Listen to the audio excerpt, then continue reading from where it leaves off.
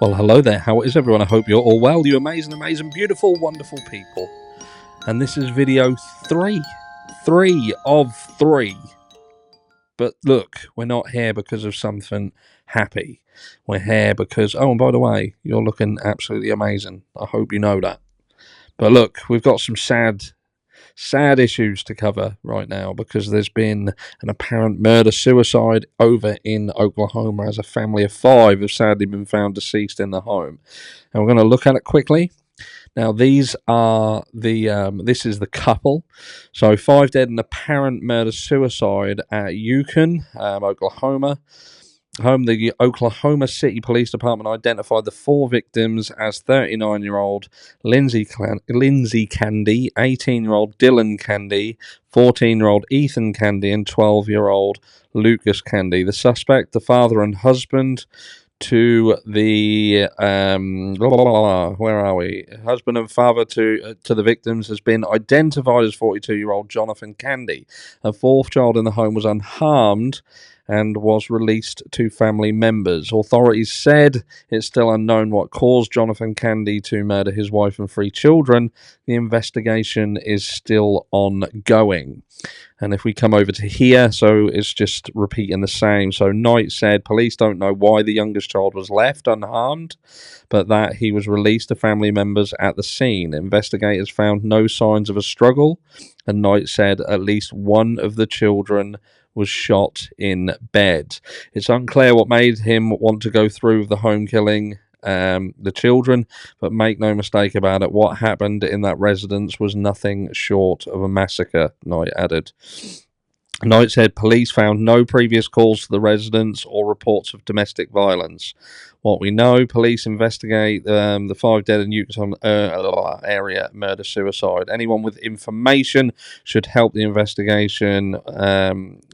Should call the homicide tip line 405-297-1200. The home is located within Oklahoma City limits between Yukon and Mustang. Ethan and Lucas Candy were Mustang public school students, while Dylan Candy was a 2023 Mustang graduate, according to information released by the school district on Monday. But look, this is obviously very raw. It's very new. There's only limited information out there, but that's what they're saying. They're saying this is a apparent murder-suicide.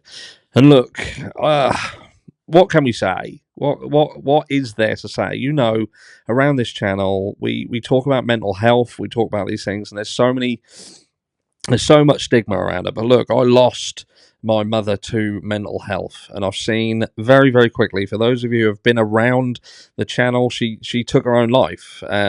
She tried to take her own life before by jumping into the road in front of a lorry while me and my brother, who was 6 at the time, was watching. So mental health is serious, and when people turn around and they kind of try and downplay it, let's not make no bones about it. You know, you've got people who can feel a bit sad, feel a bit upset.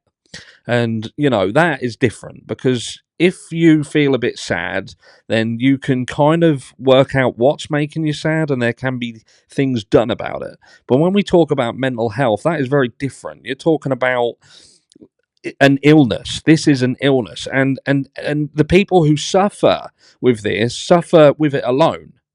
You know, we can sit here as much as we want, and we can say that we feel sorry for people. We'll be there for them. But ultimately, this is a journey that they are on their own.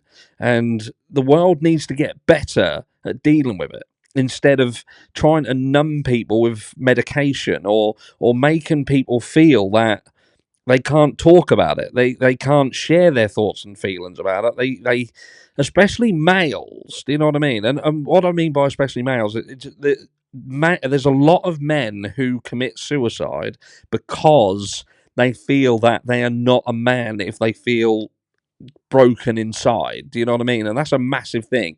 Now, don't get me wrong. Again, it was my mum that I lost, and I've lost other people around me for the same reason.